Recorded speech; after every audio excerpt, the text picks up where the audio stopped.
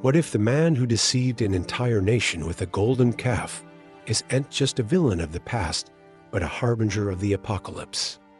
Centuries-old Qur'anic stories and Islamic prophecies collide in a debate that asks, could Al-Samiri, the Bible and Quran's infamous idol maker, be connected to the Antichrist? Welcome to Unleash Facts, the place where history's secrets, unsolved mysteries, and mind-blowing truths come to light. Let's dive into today's big question. Who was Al-Samiri? To understand this controversy, we first need context on Al-Samiri himself. The story unfolds in the Quran's Surah Taha 20, 85-95. Now, quick note, the term Samarite in English can refer to a person belonging to the Samaritan religious community, an ethno-religious group with roots among the ancient Israelites. However, in this Quranic narrative, the word angel signifies not a person's background, but rather the deceptive nature of the character. Scholars have debated whether he was literally a Samaritan, as in a member of that community, or whether the term was meant to depict someone who posed as a guide or helper. But who was he and what did he do? Well, let me tell you. You see, Prophet Moses was up on Mount Sinai receiving the 10 Commandments, the whole I have a date with destiny moment. Meanwhile, back in the camp, the Israelites are getting antsy waiting for Moses to come back down the mountain with the commandments.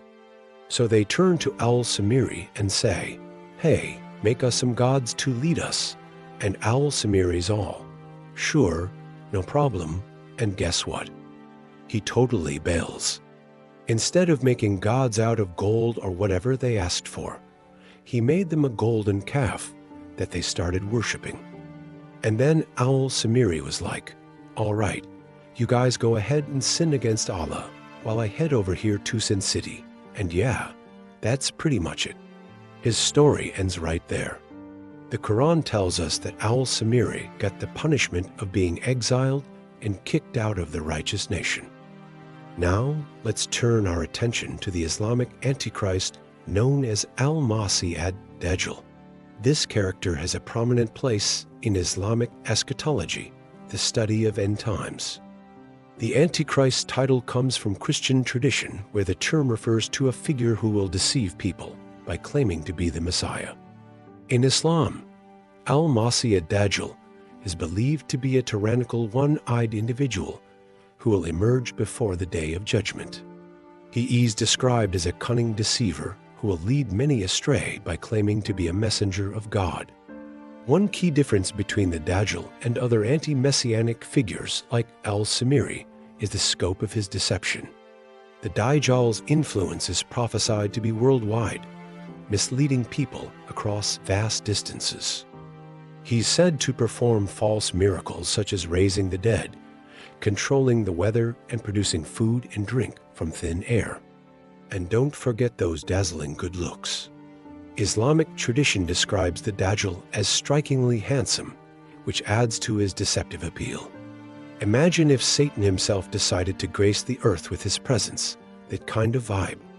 The chaos brought by the Dajjal lasts for a period of 40 days, which feel like an eternity. Eventually, he meets his match when Prophet Isa, yes, the Jesus from the Bible, returns to earth to defeat the Dajjal and establish justice. The return of Isa is seen as a pivotal event in Islamic eschatology, marking the beginning of a righteous era. The controversial connection. Okay, so we have Al-Samiri, the idol maker who messed up for the Israelites once upon a time, and the Dajjal, the Antichrist, who's supposed to mess up everything later on. Where does one fit into the narrative of the other? Well, enter conspiracy theorists and fringe scholars who propose a link between these two figures. Here's the theory.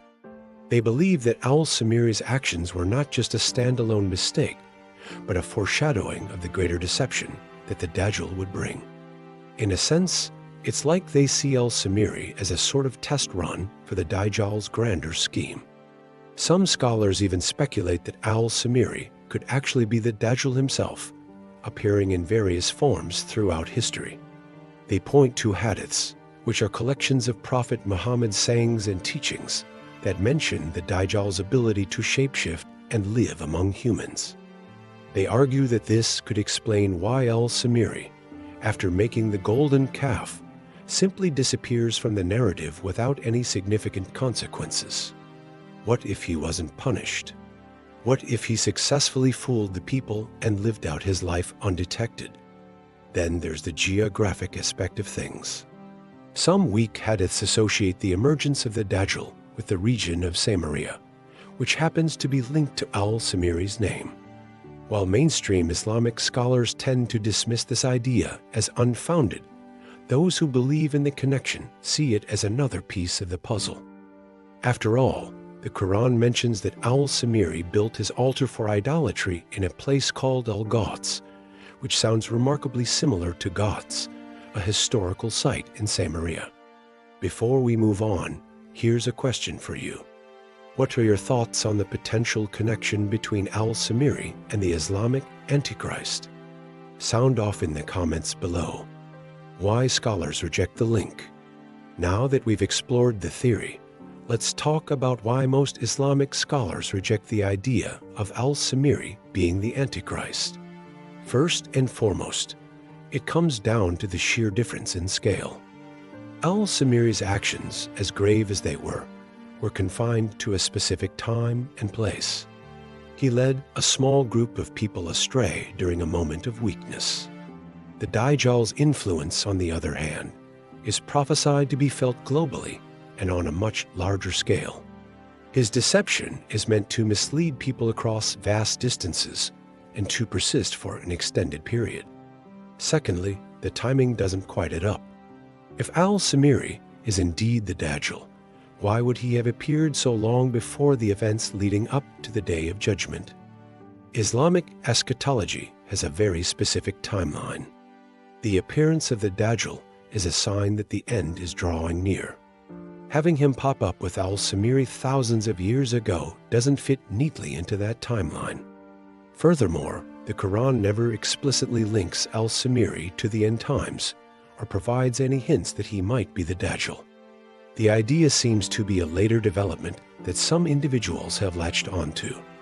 The bulk of prophetic tradition focuses on the Dajjal's signs, his followers, and his ultimate defeat.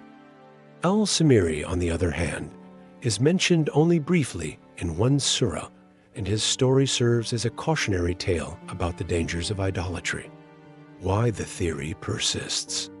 Despite the lack of scholarly support, the theory that Al-Samiri is the Islamic Antichrist continues to circulate. Part of this enduring appeal might lie in humanity's fascination with patterns and connections. The idea that a seemingly minor event like the Israelites making a golden calf could somehow foreshadow the rise of a global deceiver is intriguing, even if it's not entirely accurate. People tend to find meaning in these sorts of connections, even if they're not rooted in religious teachings.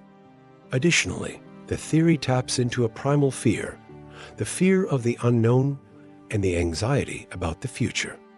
The Day of Judgment is a significant event in Islamic eschatology, and the figure of the Antichrist embodies the forces of evil that stand in opposition to divine justice. By connecting Al-Samiri to the Antichrist, some people may feel as though they're gaining insight into the mysteries of the end times.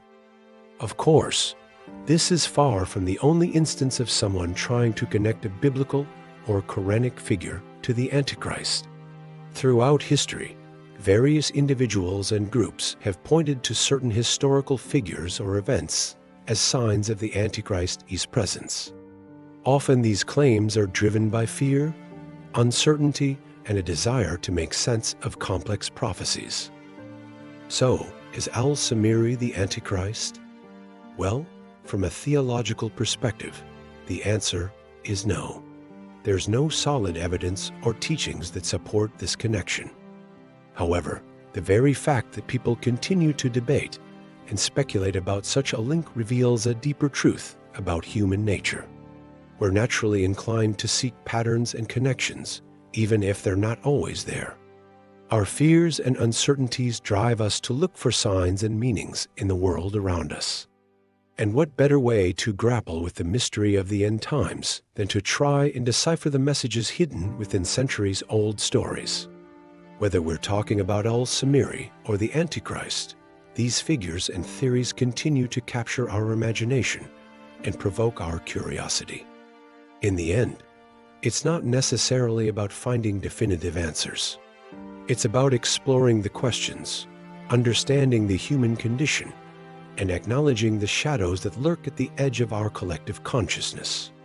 Until next time, stay curious, stay critical, and above all, stay kind. Thank you for joining us on this journey through faith, history, and eschatology. If you found this video enlightening, don't forget to hit that like button and share it with others who might be pondering the mysteries of the end times. Your engagement helps us continue to explore these fascinating topics. Thanks for watching.